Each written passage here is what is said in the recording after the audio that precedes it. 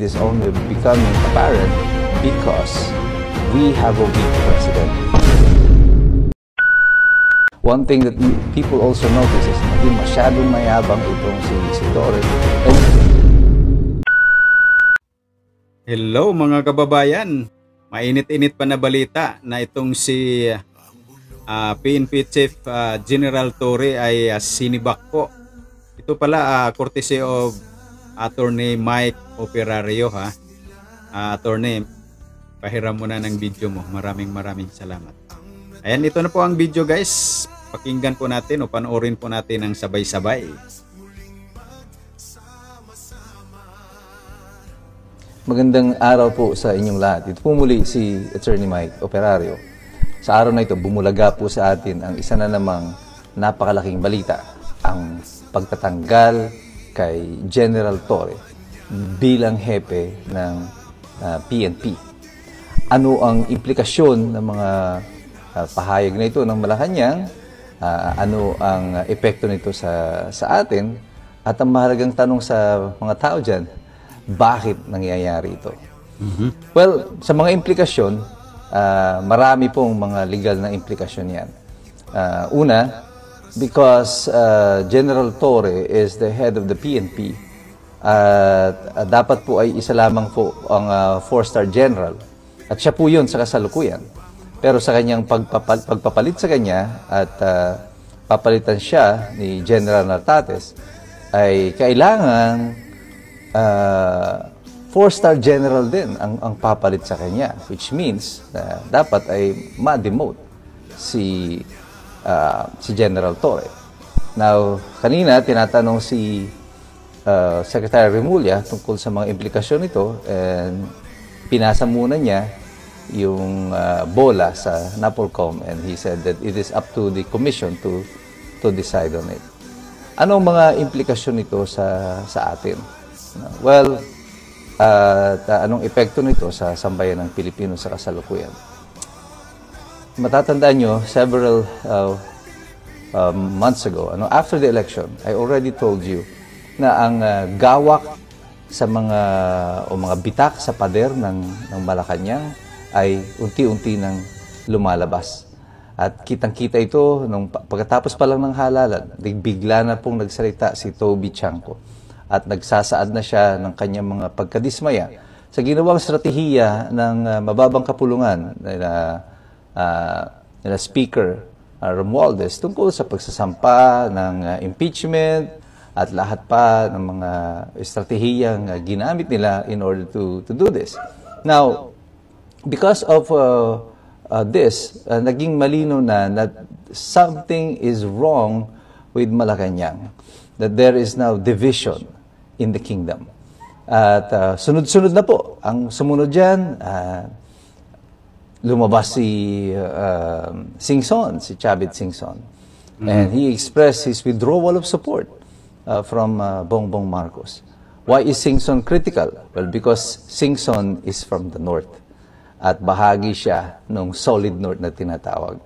And when a part of that wall, the solid north started to crumble, you know that something is really wrong. At pagkatapos ni Chavit Singson, eto na, sunod-sunod na, si sa Cebu, Duke Frasco ng Cebu, also bolted away from the alliance with Romualdez. Now, Frasco is very critical sa alliance na yan sa House because his wife is also a cabinet secretary and na anak naman ni Gwen Garcia. And itong August, makita natin, very busy ang Malacanang. Well, on August 4, nagtanggal sila ng 3 undersecretaries, sina Undersecretary Vergerie, si Undersecretary Ronquillo, and Bravo. And these are career undersecretaries.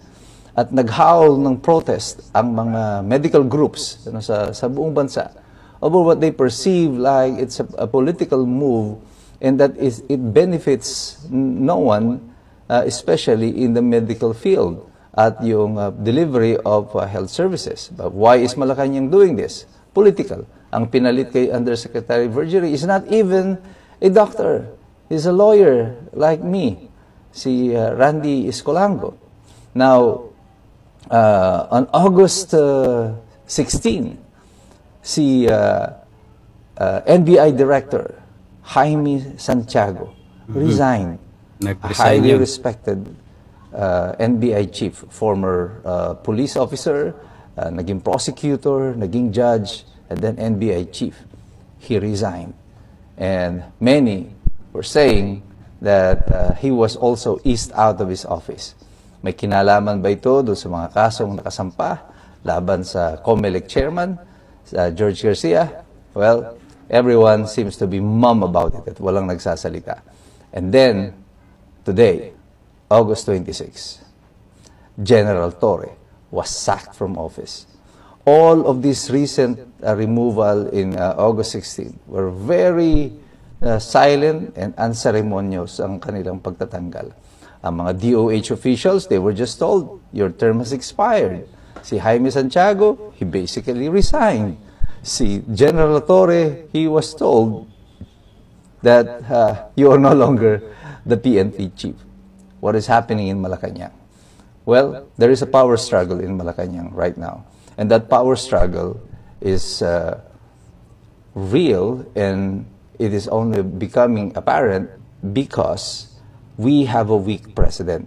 Kapag mahina ang pinuno na namumuno, nangunguna sa lahat, ang tendency niyan, ang kanyang mga tauhan ay nagkakanya-kanya ng pwestuhan. There is a struggle, everybody wants to be first, at nagkakatapakan ng ego.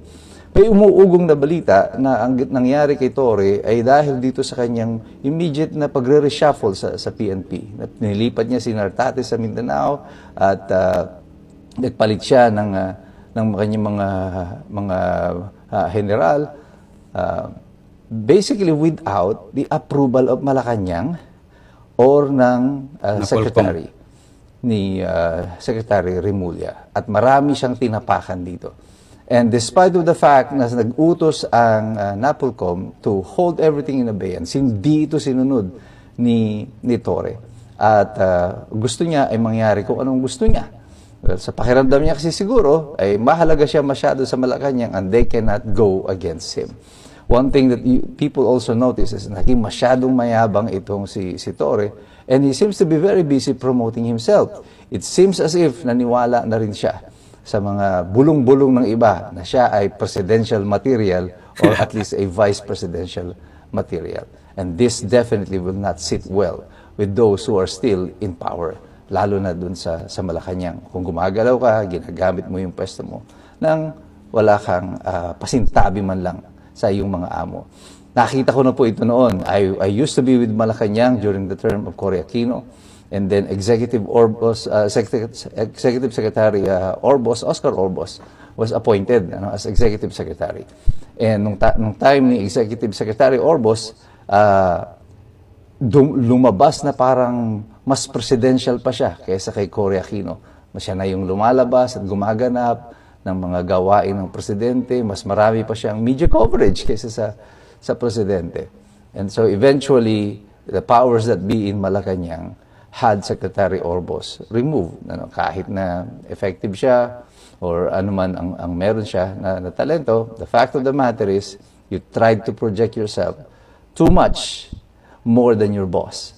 And I think this is what happened kay Torre. Masyado siyang naging mayabang. Pardon for the word, ambisyoso. At masyado siyang arrogante at mayabang para sa kanyang posisyon. At madami niyang tinapakan. Pero yung mga tumutulig sa kay General Torre, well, huwag muna kayong magsaya because it's not yet over. Posible rin kasing ma-appoint siya as NBI chief or mailipat sa ibang position. Who knows? But the fact of the matter is, right now, Malacanang is in serious disarray. And this will affect us. Tayo ang naaapektuhan ito ng kaguluhan dyan sa Malacanang. At yung power struggle na to ay nagiging sanhilang nito. It is because of the presence of a weak leader that could not hold them together. So every one of us, patuloy tayong magmamatsyag, patuloy tayong mag-follow dito sa sitwasyon natin sa kasalukuyan, because big things are about to happen because of this sudden transition of things. Pero sa ating pakikialam na yan, patuloy tayong mag-aral, magmasid, sapagkat mahirap makialam ang taong walang alam. God bless you. God bless us all. Mabuhay ang Republika ng Pilipinas. Ayan, yan po yung komento o reaksyon ni Attorney Mike Operario tungkol dyan sa pagkasibak ni General Torre. Hindi kaya magkatotoo yung sabi-sabi na itong administrasyon na to ay hindi aabutin ng 2028? Kasi ito, yung chief PNP, sinibak na nila. Tapos yung sa NBI, nag-resign. Ang tanong dyan, sino kaya ang susunod? Abangan natin ang susunod na mga kabanata. At kagabi lang, nung nandoon si BM Basti Duterte doon sa Dahig, medyo na-mention yung pangalan ni General Torre. May nagtanong doon kung meron pa bang parto doon sa yung boxing na yon na inorganisa ni General Torre.